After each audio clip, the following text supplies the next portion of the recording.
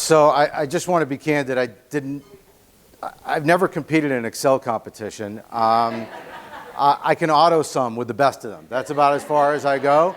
Every once in a while, I know what to ask somebody to do in Excel. That's about as good as I get. So first of all, thanks for having me here. I feel honored to be a part of this for a whole variety of reasons. I'm going to be super slide light, which I know goes against a lot of the enablement philosophy, and dialogue heavy. And I say that tongue in cheek, and I'll tell you why in just a moment. All right, well, I got a clicker here, so I'm just going to move right past. So first, I am the CRO at Netrix Global. This is not an ad for our company. We do all kinds of things. We are the strategic technical advisor for thousands of companies, and we work across modern work, app development, collaboration, security, data intelligence. We can do almost anything technically for a company that they need to have happen. We've got, give or take-ish, 800 delivery engineers that are out in the world, billable by hour, billable by project, and we go help make companies more effective, or we help protect them. And our sales team, their mission is to go out and try and help customers discover what their opportunities are to get better. So I'll leave that behind because that's not really why I'm here today. My experience comes from a lot of companies, many of them large. And not to date myself, but my career goes back to companies before Dell. But at Dell, where I was there for 15 years, my first job there was putting screws in motherboards. My last job there was running the first global services business. And in between, carried just about every bag, performed just about every sales role, lived in India, China, all over the world. What was most interesting about that experience is there was a point in time where I loved being a salesperson. And I believed, truly, that I could be a great sales leader. My leadership, however, said, not a chance in hell. You are not going to lead anybody. You're not going to talk to people. You're not going to try and develop them. You can't coach anybody. You are the most arrogant, vicious human being that you will ever find. So here's what we're going to do. You have to go run training. And they literally put me in the role of sales enablement. And this is 1994, give or take. And they said, this is your training class. They're going to be on the floor in roughly 35 days. They're going to be in the door in roughly 10 days. Here's the 3-ring binder. Go figure out what you're going to do to get them onto the floor. Not to date myself again, but we were literally using overhead slides at that period in time. And so I had this experience of being in front of, I think at the time, it was probably 25 people, trying to help them figure out how they were going to get into their first career in sales. And they were bright-eyed and bushy-tailed on one side, and they were just scared shitless on the other side. They didn't know what was going to happen. Dell was a crazy place in 1994. We were not number one. We weren't even close to it. We had gone through a bankruptcy almost a year before. We had laptops that were exploding and catching on fire.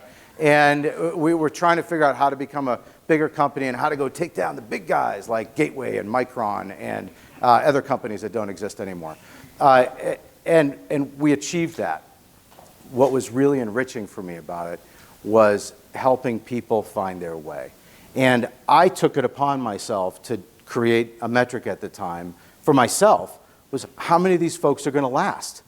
How many of these people are actually going to be in Dell a few years after that?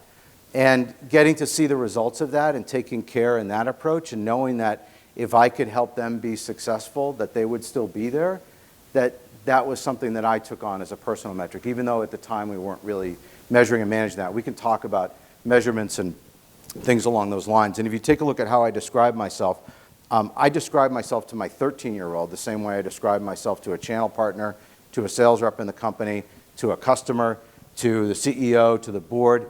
I help companies grow. I help people find a career they only thought aspirational, and I make the world a little bit safer. And that's the cybersecurity side of me. I've had, give or take, 10 years of my life in cyber, and I've just developed a passion for it. Even though I'm not smart enough to actually do engineering for it, just to be clear, I love it, and I know what it means to people, and that's helped carry me forward. and helping people find that career they only thought aspirational. It's not just about salespeople. It's about anybody that I'm around. It's about myself. It's about making sure that our customers feel protected. If I can make their director of IT look like a hero and become their next VP, then I've also done a service for them and for the world. And I keep carrying that forward, that's the mission. You grow people to grow revenue, not the other way around. And that's something I tell my people all the time. I live and die by that. Some people don't agree with it. Philosophically, there's a lot of people that have been like, you idiot, you need to grow revenue. That's your job. And I'm like, you don't get it. If I don't grow them, I'm not going to grow the company. I can't just grow revenue magically. It's not just going to pop out of midair. I need people that actually care, that are passionate, that are loyal, that want to be a part of the organization, that see something bigger than just what's my quota. And carrying that forward has helped me create opportunities for people along the way. And the other piece of this mantra here, this sell with, not sell to, that's about creating a philosophy inside the sales organization, that they're not there to just be a closer. You know, it's not Glenn Gary, Glenn Ross. It's an opportunity for them to partner with the people that they're speaking with and sit on the same side of the table and view the problem or the opportunity on the other side and get them engaged in a dialogue that's useful, that's helpful, that's meaningful. And don't get me wrong, they have to close. They actually have to win business. They have to make their quota. They have to succeed. But I want people that actually care about the problem that they're solving. I do want them to be coin operated also. So salespeople, if they're not coin operated, they're in the wrong job. That's the really clear message that I talk to about my team. But if they're not in the right job, if they're great people, go find something else, and let's make sure that if we can do it in the company, awesome. If it's somewhere else, that's okay too. Be happy. And then the other part of it is show me. There's all too many times that I sit inside of a conversation and people are like, well, you know, tell me about this, tell me about that. What are you going to do about that? I've gotten into the mode of saying, well, show me how you're doing that. Let me be a part of it. Let's role play. Let's be on the call together. Don't just tell me what your forecast is. Pull it up in Salesforce. Don't just tell me what happened. Show me how you're tracking it. Don't tell me what the next steps are. Show me where they are so that other people can see them and be a part of them. And that show me part of it has helped prepare people to be better, not only in the job that they're in, but also for the next job that they have. And as a sales leader, which is really what I've been for the vast majority of my career, the chance to help people become predictors of the future is a lot of what I teach. If you can tell me what the future is going to be, then we have an opportunity to change it. So if you can tell me that your forecast, you're going to miscommit by 10%, if you can tell me that 2 months ahead of time, we can do something about it. If you tell me the day before, you're stuck. And so let's find a way to develop through that and become better. And so, by the way, just as an apology, I live here in Austin. How many people are from Austin? A lot of you, okay. I live here in Austin. I'm not going to be here after this, and I apologize for that. But I put my contact information in the slides because I'm a believer that we're all in this together. And if there's something that I can do to be helpful, whatever that might be, let me know. Just reach out. Link in with me, send me a message, do whatever it takes. If you want to try and sell me something, don't. I'm just kidding. You could try and sell me something. I'm probably the worst customer ever because my answer is almost always, nope, I'm not doing anything. And that's because I also have another philosophy. I'm not a tools person. And that's also a little bit against the grain. It doesn't mean there aren't great tools out there. It doesn't mean that you shouldn't be going out and buying technology to be helpful. You should, because those things are meaningful. As you get into the process of tracking and measuring and managing the results that you're trying to achieve, if you don't have the right technology behind it, it won't work. It's really hard to do. So, forgive me for that if you're in here and possibly trying to sell me something. I might push you off. Why don't we go and just jump to the next slide, which, by the way, is the last slide. I do that. Never mind. Sometimes I need to learn as well. So, and the reason there's only one slide, first of all, I hate PowerPoint. Can't stand it. Don't want to touch it. Yeah, you're right. Amen, right? Don't make me do it. I actually got help with this slide because if you looked at my version, It was just those 6 things in a line down the page with like a black dot bullet next to it. That's as far as I go. It's as deep as I go. I am a 3rd grader when it comes to PowerPoint. I'm also not a PowerPoint person because I believe the value is in the dialogue. The value is in the content that's in the room, not that's on the page. And that tends to be how I live. And so I think a couple of you were actually outside when I was presenting to our global professional services team, 500 or so folks on the call. And there was one slide up on the screen while I was talking. I probably didn't even pay attention to it. I didn't make it. I just prefer to have an open conversation and try and engage people and try and have learning take place that way. And so in just a moment, that's going to start because I don't want to be up here just talking. That's kind of boring. Maybe I'll interest some of you, maybe I won't, but I can almost guarantee you that the things that you're thinking about in this room are things that everybody else is thinking about. And so as I poke at questions and ask things, I would really love for you to participate. If we need to get to the anonymity of whatever that tool was that was on the screen, then we could do that too, and I'm comfortable with it. But if I would prefer that we actually just talk in the room. So again, I already said where I was from. Why am I here today? Because I care. I care about what you do. I care about who you are. I care about the impact that you have. It's meaningful. It's incredibly meaningful, whether it was me as a salesperson trying to learn when I was coming up, and I think about my first few jobs as a salesperson, selling copiers. Oh my God, miserable. I worked in a literal boiler room environment selling carpet cleaning where I had this guy chucking pages of a phone book at me, a barker in the middle of the table yelling at us with smile and dial phones. Oh, it helped me grow. So it didn't kill me, so I guess I'm stronger. I sold insurance door to door in rural Texas as a fresh Bostonian. Not a good idea. I'm just telling you that right now. It is not comfortable to walk in and throw out the Boston accent to a farmer and try and ask them, do you consider yourself to be a safe driver? I still remember the pitch. It was awful. And then I said, forget it. I'm not doing sales ever again. This is the worst thing. It is not my career. And I went and started doing tech work. And I started working in environments where I was a test technician, running a wave solder machine. And I probably have the pockmarked scars to prove it. My first job at Dell, again, putting screws in motherboards. And then one day they came into Dell, and this is 1991, and they said, hey, the phone's ringing. We need some help. Who wants to come over and work the phones for a little while? And 25 of us put our hands up. And I was running the first laptop line at the time. And not running it, sorry, that sounded a little bit aggressive. I was working the first laptop line at the time. And 2 of us got selected. And I won't forget who it is, this guy, Rick Dahlmeyer. And by the way, I hope he doesn't mind me saying his name. But we went into sales, and a few months later, boom, we are kicking ass. And we're having the time of our life. But also realizing that we don't know what the hell we're doing. And without having good coaches, good mentors, good people around us helping us learn, it never would have worked. And so the first person that really coached me at sales, Barb, she was amazing. And I learned probably more in those couple of weeks of being on her team than I had learned ever in my sales career to that point, which was, again, not very fun and not very good. But it was an experience that was meaningful to me. And so this all matters because as you work on your career and what you want to do, careers don't go like this. They go in a jagged line. They take turns that you might never expect. You end up doing things that you never thought you would do. It might be because you want to try something. It might be because somebody else wants you to try something, or in my case, when somebody makes you do something. But hopefully you find enrichment in that.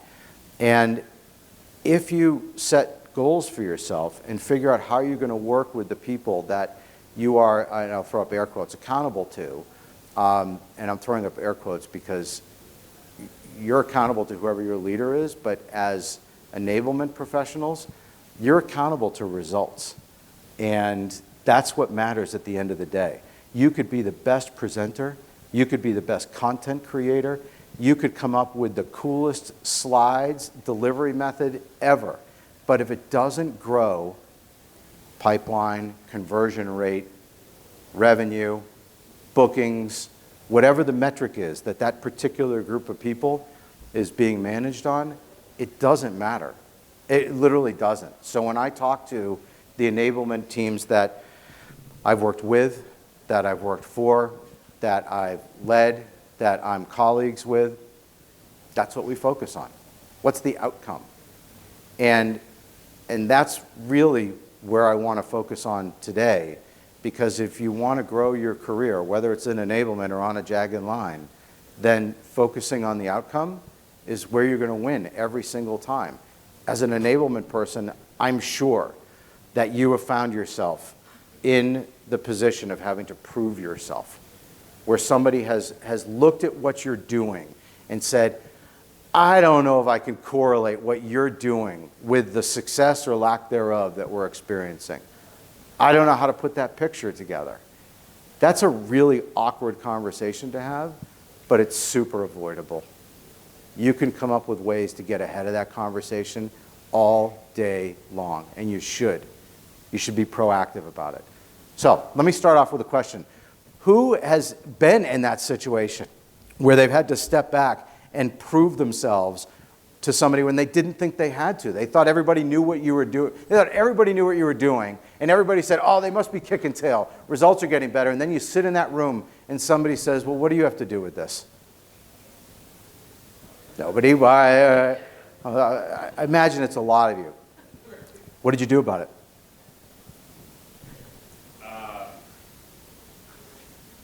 Took a deep breath and went back to EVS data. What's EVS data? Employee voice survey. Okay. Employee NPS scores. All right. I had a CFO who was a Machiavellian asshole, and he didn't want his leaders. Be candid. Yeah. I mean, he was an untrustworthy SME. Yeah. He would come in and teach. We were running leadership programs, and he would tell people to be jerks. Yeah. And he didn't want his leaders in the programs we were building.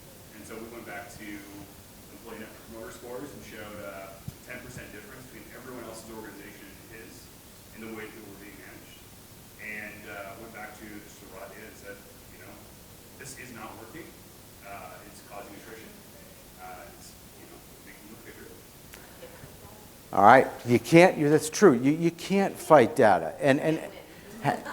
But having the analytics behind that was kind of the win in that conversation, because you were able to go back and say, look, this is black and white. Yep. There is no daylight between the data and what the answer is. And sometimes that's really hard. How many people have sat in that room and didn't have the data? By the way, yeah. The thing is, I'm in that room with that Machiavellian, I'm going to go get that data. Yeah. It's like now it's a challenge at this point, because there is the data. It will be there. Look, it is a challenge, and it's the challenge that's going to come up over and over and over again. By the way, whether you're in enablement or sales or marketing or wherever, you need to have data to show that you're doing well. So what are some of the greatest examples that anybody's had of data that they've used to say, my program is working, damn it, here's what's going on? Give me some examples.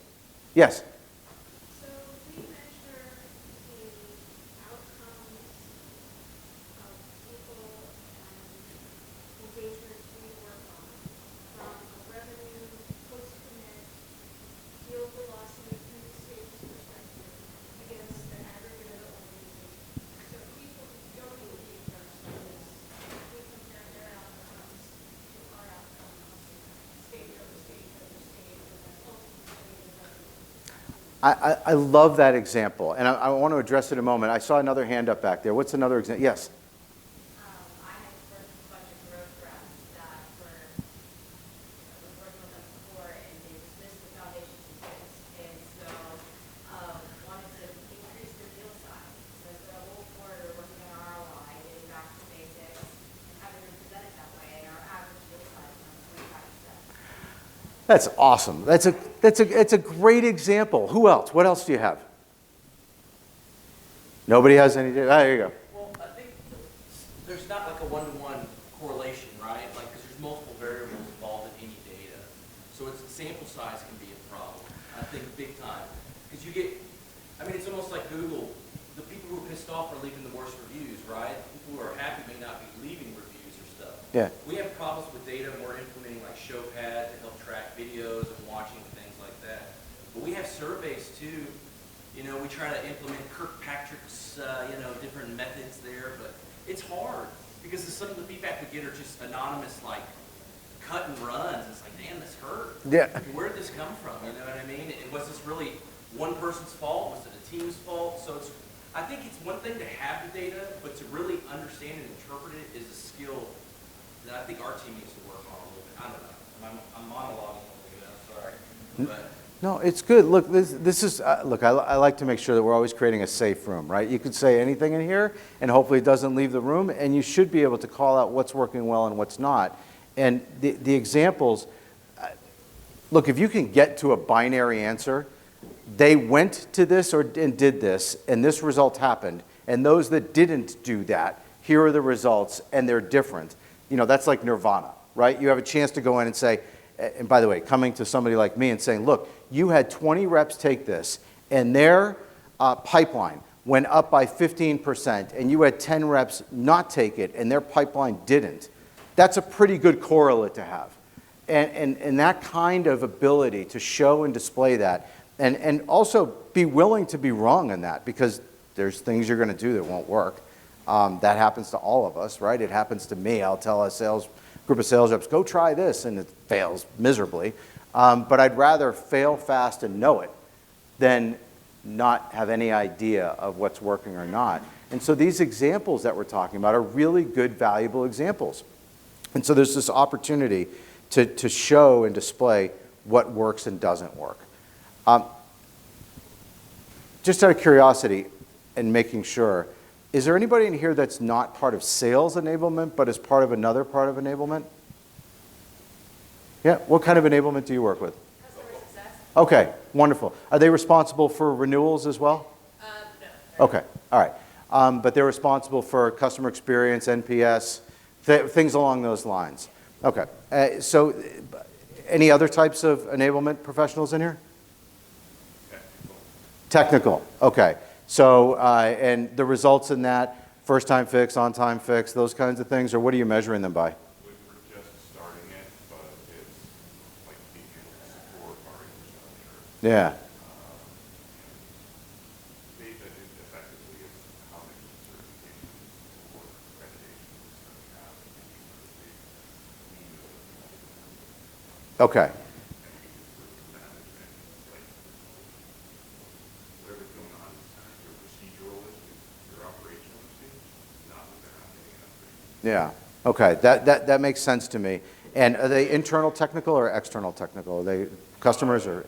There are some tech support folks that we cover, but their training isn't as in-depth. Okay. So it's all about Okay. Well, the reason I ask is whether we're managing, again, conversion ratios, SLAs on lead flow, pipeline bookings, ticketing systems, on-time fix. If I was back in my running help desk at Dell, on-time, first-time fix, so OTFTF, like that was the measure that was probably king over everything else. And I had in that group, it was 300 salespeople and like 2,500 techs.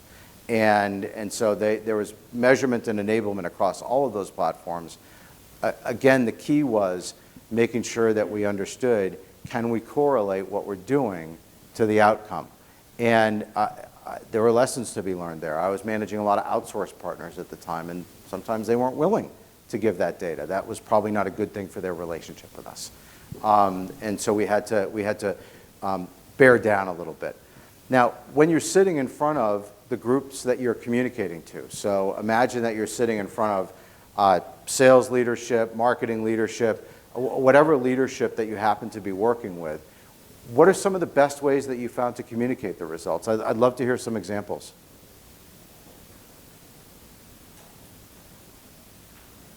Not everybody at once? Yeah. So we don't lead when we talk leadership, first of all, with a big anecdotal story, where we can demonstrate engagement and outcome in the story. But then it's backed up by dashboards and data. And you have to really be able to talk with a level of granularity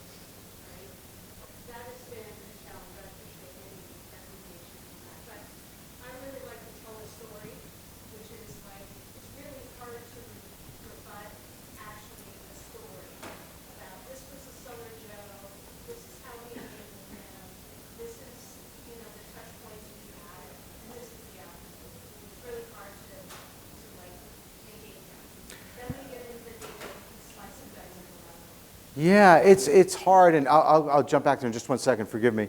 It's hard because, by the way, I'm going to say something that my partner in crime, our CMO, would hate me to say. I don't like attribution. If I'm sitting in front of anybody that's trying to present to me what the correlates are, what the outcomes are, and by the way, this is personal opinion, so don't just take it for what it is. I'm just sharing openly that attribution is muddy. You're trying to draw a line between things that the line might be dotted or jagged, or it might come from 5 different places. And that's a really hard place for me as a cut and dry sales leader. My mission is to grow bookings and revenue. Attribution's challenging. And so marketing uses attribution a lot of the time by saying, well, this customer went onto this website and then they bought 5 months later. And I'm really sort of broadening that quite a bit. And so therefore this revenue is attributed to that campaign. And that's not really a great answer for me because I can't predict that. I can't use that to draw a conclusion and say that campaign will mean this much revenue. If I get this many responses, it equals this much revenue. The same way that if I was, go back to my Dell years again, if I was running our model of control, which was I could tell you if I got 1,000 calls, my conversion rate was 35%, my average revenue per transaction was $3,500 because my average units per transaction were 1.5 and my average dollars per unit was X and my average, I could tell you almost everything to the point that I knew that if I was going to go run a Wall Street Journal ad and pay the $5,000 for the back page, that I would get 5,000 calls and that would mean this much money. And I could be that specific about it. Attribution makes that a lot more challenging. Again, dating myself significantly. I don't know if anybody reads a newspaper anymore. But we had a reason for owning the back of PC Magazine for years because we knew exactly what it would mean. I could draw a line from investment to outcome every single time. And I keep bringing this up over and over again, and I know you had your hand up, and so just forgive me for a moment. I keep bringing this up again because as you're growing your career, and that's really what we're talking about is how you grow your career, the ability to drive an answer first into the conversation is what's going to lead you down the pathway of gathering respect, investment, engagement, belief, all those things that you want to have, where you say, how am I going to make sure that I'm appreciated and that I'm a part of this conversation, I'm a part of the strategy, not just delivering somebody else's strategy, is you have to be able to give them the conclusion. And you are serving a customer. Your customer is typically me or somebody like me. And for me, if somebody sits down and takes me through 10 pages before they get to the answer, and then when I get to the answer, I'm like, yeah, I don't know if that actually hangs, then that's a huge problem. If they start off with the answer, we can have a robust dialogue about what's working and what's not working. And hopefully, you're all working around people that understand that not everything works. That it's okay to walk into a room and say, hey, this program failed. We're not going to do it again. I'm not going to stand up for something that didn't work. Let me tell you what we're going to do to adjust. Or let's strategize about what we're going to do to adjust. Sorry, you had your hand up. See, does this work? Oh, it does. Wow, that's nice. Bring it. The booming voice comes over. Yeah. I told Mike actually didn't need the mic, but apparently it's for the camera. So, great conversation, and I've been in that situation as well, where how do you create that correlation? How can you stand up and say, we did this thing, and maybe we did a CSAT survey afterwards. Everyone loved it. It was great, and then there was more bookings, whatever number they're trying to measure. Everything went up, but they said that could have been you had a good customers or market conditions, macroeconomics. So one thing I found is a really effective way to think about how you tie those together is, and this is less on let's say the product knowledge, more around the soft skills that we do around enablement, whether that be your sales methodology or whatever, is thinking about the behaviors that you want your sellers to exhibit when they talk to customers, right? Could be negotiation skills or their talk-listen ratio, or could be like developing an executive point of view, effective use of storytelling. So if you think about those behaviors, those are things we want them to do. Can we measure them, how they use those behaviors in customer conversations?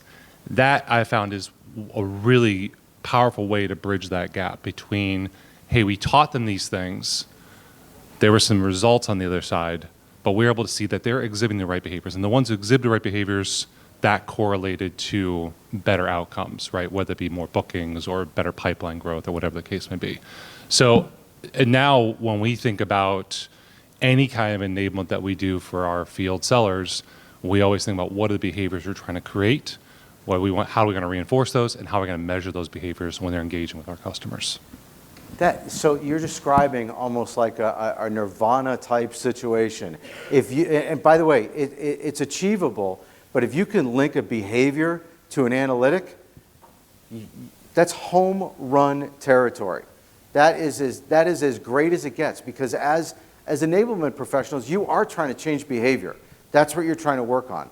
And if you're working with the brand new like baby reps, and trying to figure out how do you get them to say, hey, thanks for calling Dell, my name's Josh, how can I help you? Which, by the way, I've said in my sleep, apparently, over the last 25 years, because it was so buried into my brain. Or if you're trying to get somebody to drive a value selling activity where you're working a deal from contract signing backwards and trying to figure out, do I have all the pieces to fit? You're doing something with a field rep to help figure out, how am I going to get them to control the pace of the sale and match our pace with the customer's pace? These are ends of the spectrum that are significantly different.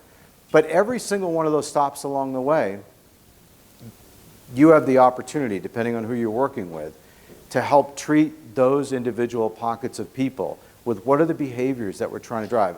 In the last session, they were talking about competencies and figuring out what competencies are most important. Am I trying to drive for results in a group of people that don't know it? Am I trying to engage with a competency like learning on the fly? By the way, I tend to talk in this old Korn Ferry FYI terminology when it comes to competencies because I really gravitated towards it at the time. And I don't even know if it exists. I think it was 4-year improvement, something like that. But trying to figure out if you can harness what competencies you're trying to drive, then you can begin to build those behaviors. But if you're trying to build a behavior that there's no analytic for, here's my advice coming from somebody that might have a say in your career. Stop. Don't do it.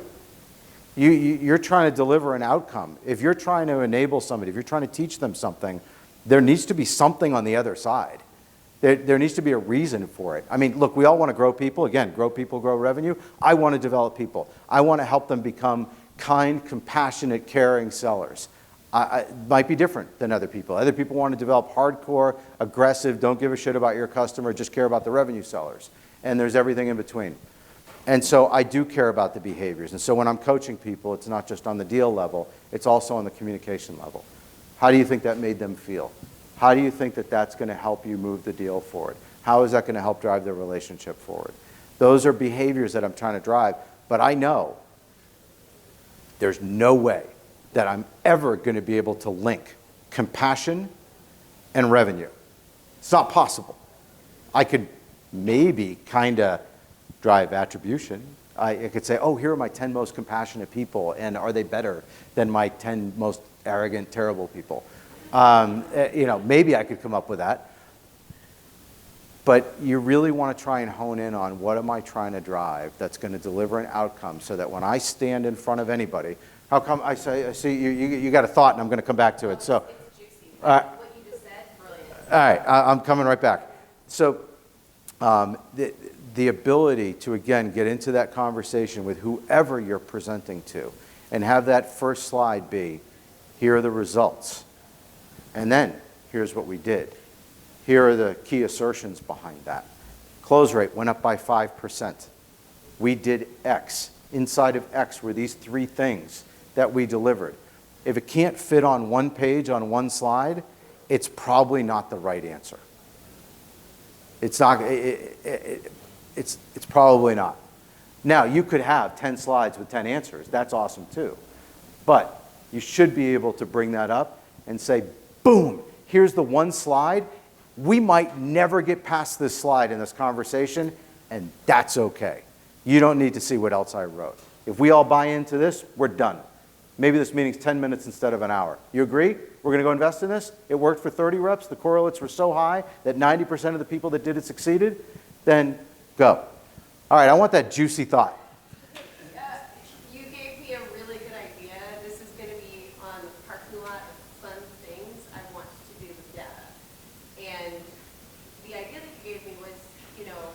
you're right. We have the split of those type of reps, right? I know the reps that are very customer-centric in their language, in how they act, think, act, and act, right? And then I know the ones where it's like deal, deal, deal, deal, deal, and then that's secondary. Interesting, I'm wondering if I can use gong and like look at those reps that have the most customer-centric language within those calls. Does it prove from a data standpoint that they actually have higher sales, faster closes, more deals? I don't know. You gave me a really exciting tech project that I'd love to investigate because, to your point, as we all are trying to move our companies to understand the important value of customer-centric thinking, sometimes, you got to spill it out because otherwise, and I've seen it, and we've probably all seen this, you have a few reps or sales leaders or whatever where it's, they go to the trainings and they're like eye rolling the whole time, not paying any attention because they really don't think he's going to need anything. Yeah. I don't know. It goes back to, hey, if a great piece of data like that can prove it again, it's like maybe changing the behavior, perk up, think up, and take it seriously. So. Look, so first of all, that's a very cool project, and there's potentially a great outcome. You may very well find that, oh my gosh, if this word comes up in a conversation, then it closes at a 40% higher rate. You don't know, and it's worth the investigative time because you will come up with that epiphany. You will come up with that thing that's super cool that nobody ever thought of. You will have the chance to go write that HBR article and say, I prove that this happens. And those things, we're really here talking about career, right? Those kinds of things matter. When I talk to my sales leaders, I talk to them about the word insight. Do you have insight into what's going on? And if you can bring insight into your conversation along with the data, it's got to start with data, then you can do things that nobody else can. And again, back to the career conversation, you want to be viewed as an expert, as a strategist, as somebody that's transformational, as somebody that can shift an organization from one spectrum to the other, as somebody that changes people for the better, that creates better metrics, loyalty.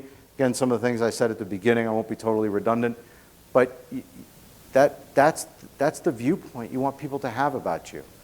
And it's easy to get to if you can draw that line. And that if you can put it down in such simplistic terms that everybody says, got it. That's the mission. And you can go do anything you want with that. You do still have to do all the skills, right? There's skills in this job. You got to be able to present. You got to be able to make slides. Good God, you have to be able to connect with people. You have to be able to help them see the value in what you're doing. You have to be able to accomplish all of those things. But if you can't draw the line from what you did to the outcome, don't do it.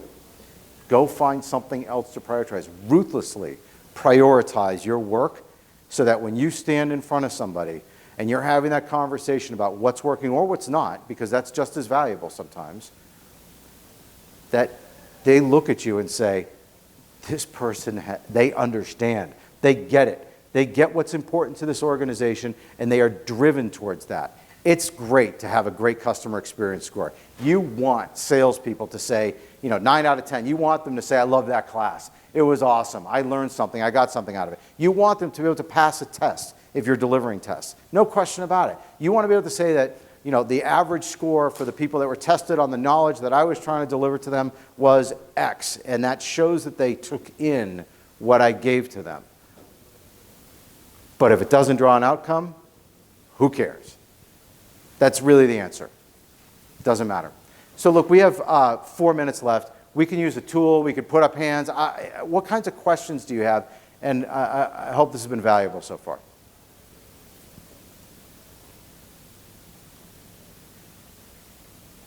Now I'm scared. So now, you know what I am right now? I am now back into 1994 being the trainer and looking across the room, and I've got people nodding off and nobody's paying attention and they're doodling. There was no iPhones back then, so I don't have to worry about that. Yes. Oh, you're like a plant. You're driving this thing. as a CRO, I mean, you're right, you're a lot of our customers. So when you're talking to your enablement team, what metrics, what impact are you looking for them to bring to you? So first of all, thanks for the question. It's group specific. So if I'm talking to the leader of our customer success team, which by the way, they are responsible for renewals, I do care about things like tickets, billing, the stuff that goes behind the customer experience, but the key measure for them is how many customers are churning, how many of them are renewing, are they renewing at a higher or a lower rate, and are they doing it on time? That's pretty much it. Like, the other things that matter, but if I'm trying to measure them and measure the outcomes, and especially if we're trying to teach them to do something different, super simple. If I'm looking at a BDR, I don't have BDRs today, but if I was looking at a BDR, I'd be looking at how many calls did they do, which by the way, I'm sort of make the calls count, don't count the calls kind of guy, but I'd be looking at that kind of metric for them. I'd be looking at their conversion ratio. Conversion ratio for a BDR could be, am I taking them from call to lead? Am I taking them from lead to opportunity? Am I taking them from X to Y? Whatever X to Y is whatever I'm looking at. For a sales rep, I'm looking at pipeline, I'm looking at bookings, I'm looking at, by the way, I am very simplistic when it comes to measures. At the end of the day, it's an outcome business. I'm a sales leader. It doesn't matter if I don't drive an outcome. We could be as awesome, kind, compassionate, cool, whatever. If there's no revenue, who cares? Like, that's my who cares. If I'm sitting in front of the board, I can tell them all the fun things that I'm doing and all the cool programs we have. But if I don't make the number, who cares? So I'm looking at metrics that are outcome metrics for the most part. Every once in a while, I'll dive into something else and say, we had a campaign. Did everybody send it out? Did we actually get it into our customers' hands? And so I'll take a look at soft metrics at times, which, by the way, to me, that is a soft metric, even though it's truly an analytical thing to go look at. But it's not an outcome metric. What else? Favorite book? Like something that just changed your whole attitude on everything. I don't know. I'll give you my favorite business book. Again, this is going to make me sound like a third grader. 1 Minute Manager. I love that book. I have given it to almost every leader that's worked for me. Can you praise? Can you reprimand? Can you set goals? That's it. Like, if you go do that, life's pretty simple. And there's probably a bunch of others. If I'm looking at talking about other books, The Shining. So you ask people like, hey Josh, what sets you on your path in life? Well, my first concert was at like 5. I saw ZZ Top and Blue Oyster Cult. And I've been a concert fiend ever since. I got Springsteen tonight. By the way, if you're in town and want to go scalp a ticket, should be a good show. We'll see. If you're talking about movies, I don't know. Pulp Fiction and Shawshank are my favorites. But all right, I got 30 seconds. Yes. Talk about coin-operated sellers. Yes. Enablement professionals are constantly trying to figure out how to motivate a coin-operated person to care about something they can't draw a connection to this activity, or this learning, and a multi-million-dollar deal. How do you make those connections for yourselves? All right, I got 3 seconds. If you can't draw a line between what you're sharing with them, what you're teaching them, what knowledge you're trying to provide, and how it helps them win more business, stop.